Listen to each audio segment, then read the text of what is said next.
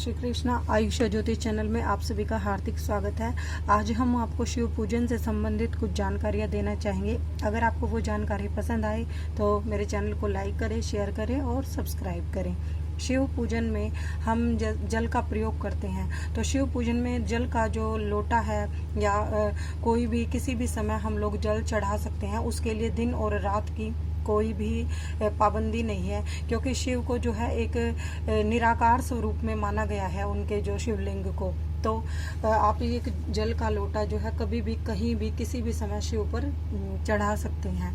उसके बाद अगर आपको जैसे रुद्राभिषेक करवाना है तो जो 12 ज्योतिर्लिंग है वहाँ पर आप कभी भी किसी भी समय पूरे वर्ष भर में रुद्राभिषेक करवा सकते हैं। लेकिन अगर आप रुद्राभिषेक शिवलिंगों के अतिरिक्त कहीं मंदिर में करते हैं तो उसके लिए सावन का महीना सबसे सर्वोत्तम रहेगा।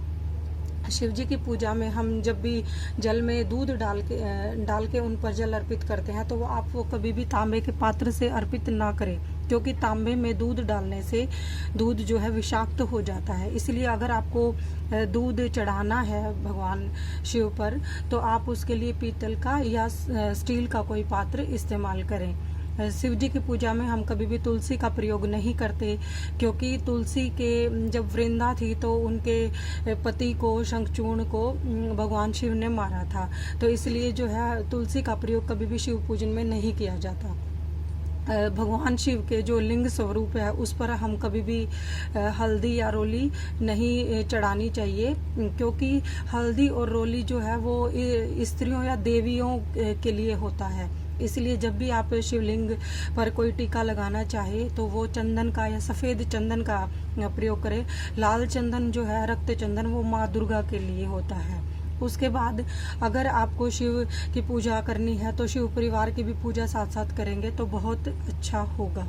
शिव पूजन में कभी भी केवड़ा जल का प्रयोग नहीं किया जाता, इसलिए आप ये चीज़ ध्यान रखें कि शिव पूजन में कभी भी हमें केवड़े का जल प्रयोग नहीं करना है। आप प्लेन सादा जल चढ़ा सकते हैं। और उसके बाद जो है शिव जी पर कभी भी टूटे हुए चावल अर्पित ना करें, क्योंकि हमें भगवान शिव पर जो है जो खंडित चावल हो जाते हैं वो अर्पित नहीं करने चाहिए। उसके लिए आप कच्चे मोटे चावल का प्रयोग कीजिए, जिन्हें अक्षत कहा जाता है। तो शिव पूजन में आप अक्षत का प्रयोग कीजिए। उसके बाद जो आप कहीं भी कभी भी किसी ज्योतिर्लिंग पे जाते हैं तो वहाँ से उस एरिया में से थोड़ी सी मिट्टी ले आइए और वो अपने घर में अगर हम किसी भी गमले में डाल के रखते हैं तो हमारे घर में संपन्नता व समृद्धि आती है, ऐसा शास्त्रों में कहा गया है। शिव जो है वो तारक ब्रह्म है, उनका कोई आकार नहीं है, वो निराकार है। इसलिए अगर आप अपने घर में शिवलिंग रखते हैं तो उसमें से एक निरंतर ऊर्जा निकलती रहती है।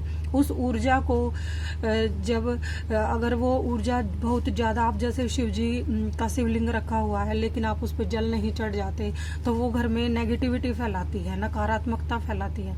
इसलिए अगर आप घर में शिवलिंग रखें तो वो एक अंगूठे से ज़्यादा बड़ा नहीं होना चाहिए, मतलब 3 इंच का।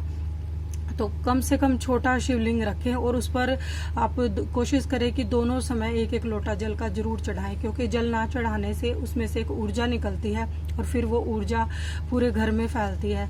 तो अगर जल नहीं चढ़ाया जाएगा तो वो नकारात्मकता के रूप में उत्सर्जित होगी और घर में कलह कलेश बढ़ेगा। आपको सच्चे मन से, सच्चे भाव से शिव पूजन करना है।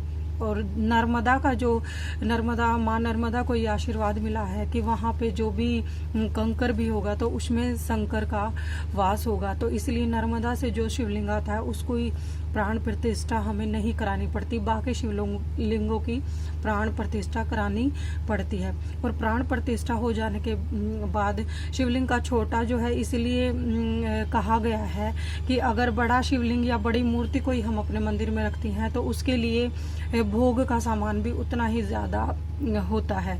इसीलिए आप कोशिश करें कि अपने घर के मंदिर में कम से कम अपने इष्ट देव की मूर्तियां रखें। ये नहीं कि जहाँ भी जाए वहीं से कोई ना कोई मूर्ति ले आए, क्योंकि फिर उनकी पूजा अच्छे से नहीं हो पाती तो वो हमें ही पाप लगता है। तो आप इन चीज़ों को ध्यान में रखें। और शिवलिंग का जो आकार है वो अंगूठे के समान या फिर 3 इंच से बड़ा ना लें, और दोनों समय उस पर जल का लोटा तो कम से कम अर्पित करें ही। तो इससे जो है आपको शिव पूजन का पूरा फल मिलेगा। धन्यवाद।